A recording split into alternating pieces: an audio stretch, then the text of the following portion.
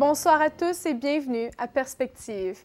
Pour le 12e Congrès national de la Fédération des pueri-cantores du Québec, 400 jeunes membres de la Fédération québécoise ont livré un concert samedi dernier à l'église des Saints-Martyrs canadiens à Québec. Un concert ouvert à tous dont le ministre de l'Éducation, M. François Blais, était l'ambassadeur. Les Petits chanteurs du Québec regroupent 4 chorales de toute la province et sont affiliés à la Fédération internationale, fondée en 1944. Aujourd'hui, 38 pays en font partie. Le lendemain, une messe a été célébrée par le cardinal Gérald Cyprien Lacroix à la basilique cathédrale Notre-Dame de Québec, animée par le Chœur des jeunes. Hier, les évêques italiens étaient en assemblée générale au Vatican, dans la salle du synode.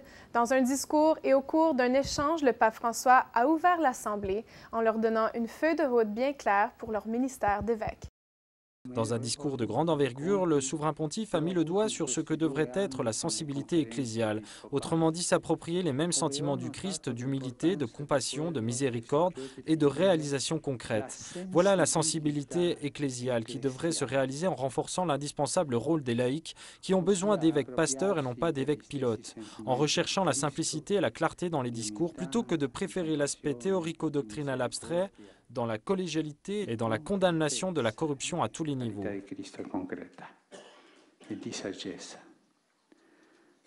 sensibilità ecclesiale La sensibilité ecclésiale qui comporte également de ne pas être timide ou indifférent en désavouant ou en combattant une mentalité qui diffuse la corruption publique et privée, qui a réussi à appauvrir sans aucune honte familles, retraités, honnêtes travailleurs, communautés chrétiennes, en écartant les jeunes, systématiquement privés de l'espérance en l'avenir et surtout en mettant de côté les faibles et les personnes dans le besoin.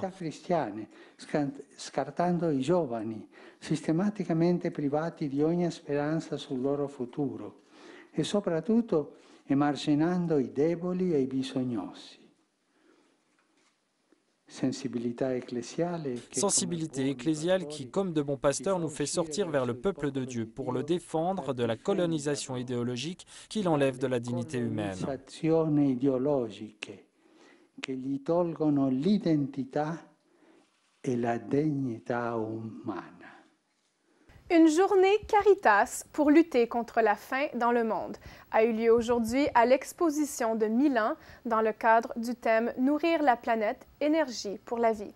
Arrivé au terme d'une campagne qui avait commencé en 2013, environ 80 pays des réseaux Caritas de partout dans le monde étaient réunis pour manifester le droit à l'alimentation pour tous. Au cours de la campagne, les Caritas ont trouvé que le manque d'accès à ce bien fondamental est dû en grande partie à une mauvaise gérance des terres locales. Selon leur enquête, il faut donc favoriser davantage l'autonomie des familles et des femmes quant à l'agriculture. Dans le cadre de l'Assemblée mondiale de la santé du 18 au 26 mai à Genève, l'Université pontificale grégorienne à Rome a tenu une conférence mardi dernier sur la question du virus Ebola en Afrique de l'Ouest. Selon un rapport de l'Organisation mondiale de la santé, l'épidémie serait terminée. Mais 3 experts en santé médicale, dont l'un est membre de Caritas Internationalis, ont affirmé que le problème est loin d'être réglé. Et l'Église veut répondre aux crises entourant l'épidémie Ebola.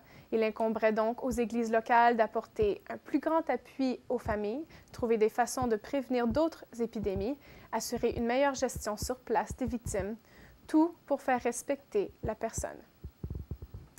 Bienheureuse et bientôt sainte, des rumeurs circulent d'une canonisation pour la bienheureuse mère Teresa de Calcutta à l'approche de l'année jubilaire de la Miséricorde, donc prévue pour 2016.